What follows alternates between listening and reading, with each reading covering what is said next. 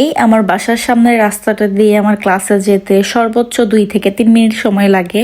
আর সকালবেলা একদম পুরো রাস্তাটা ফাঁকা থাকে, কোনো মানুষ লোকজন কিচ্ছু থাকে না।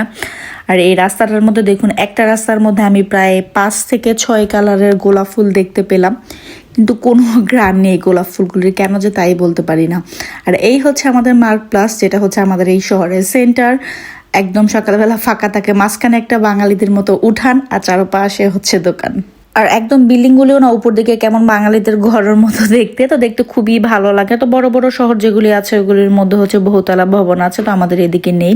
তো আমার আগের পুরান যে ক্লাসটা ছিল, তো এখান থেকে আমরা শিফট হয়ে নতুন হচ্ছে বিএইচএস এর অফিসে আসছি। তো এখন থেকে হচ্ছে আমাদের এদিকে ক্লাস হবে। তো ফার্স্ট দিন ওই দিন ছিল এই অফিসে, তো সবাই হচ্ছে ওইখানে একসাথে গেলাম, তারপরে হচ্ছে ক্লাস করে দেন হচ্ছে বাসায় চলে আসলাম। বাসায় এসে হচ্ছে আমি কি রান্না করব, তো সেটাই হচ্ছে কেটে নিচ্ছিলাম। তো আমি গত রাতেই হচ্ছে গরুর মাংস ভিজিয়ে রেখেছিলাম, সেটা রান্না করব। তো প্রথমে এগুলিকে আমি একদম পিস করে কেটে নিচ্ছিলাম। আর আমাদের এদিকে মোটামুটি অনেক গরম পড়েছে আজকে, তো প্রায় হচ্ছে 30 ডিগ্রি সেলসিয়াসের উপরে তাপমাত্রা ছিল। তো গরমটা আমার কখনই পছন্দ না, বাংলাদেশে যখন ছিলাম তখন তো নাই, আর এখানে আসার পরে গত সিজনটা পেয়েছিলাম। তো গরম আমার কাছে একদমই ভালো লাগে না, তার চেয়ে শীতটাই বেশি ভালো লাগে। একটা বিরক্তিকর ভাব চলে আসে গরম, গরমের মধ্যে কথা বলতেও ভালো লাগে না বেশি গরমে, এরকম একটা অবস্থার মেজাজ তো মাশাল্লাহ হাই একদম রেঞ্জে থাকে। তো কার কার আমার মতো এরকম হয়, যারা হচ্ছে বাহিরের কান্ট্রিগুলিতে থাকেন, বেশি গরম পড়লে এরকম হয়, অবশ্যই কমেন্ট করে জানাতে পারেন। তো আমার তো মেজাজ খুবই খারাপ থাকে। তো আমি এদিকে হচ্ছে মাংসটা কেটে নিয়েছিলাম, সাথে হচ্ছে পেঁয়াজ কাঁচামরিচ যা যা প্রয়োজন সেগুলো কেটে নিয়েছিলাম। পরে ওইদিকে একটা বানার আমি প্যান বসিয়ে দিয়েছিলাম। তো একটু তেল আর গোটা গরমের মশলা একটু ভেজে তার মধ্যে পেঁয়াজ কাঁচামরিচটাও একটু ভেজে নিয়েছি। এখন যা যা মশলা দেওয়া সেগুলি দিয়ে দিলাম।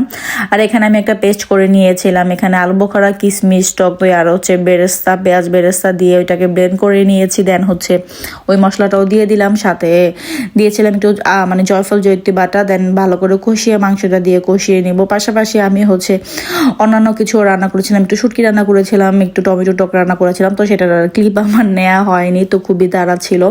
তো ক্লাস থেকে এসে হচ্ছে একটু তাড়াই থাকে, তো এই সময়টা বেশ একটা প্যারার মধ্যে যায়, কারণ দুপুরের মধ্যে হচ্ছে খাবার পুরোটা রান্না করে শেষ করা লাগে। তো যাই হোক, কী করার। আর এই বয়সে এসে, এই সময় এসে আর ক্লাস করতেও ভালো লাগে না। তো পড়ালেখা ছেড়েছি বেশ অনেক বছর হয়েছে, এখন আর পড়তেও ভালো লাগে না।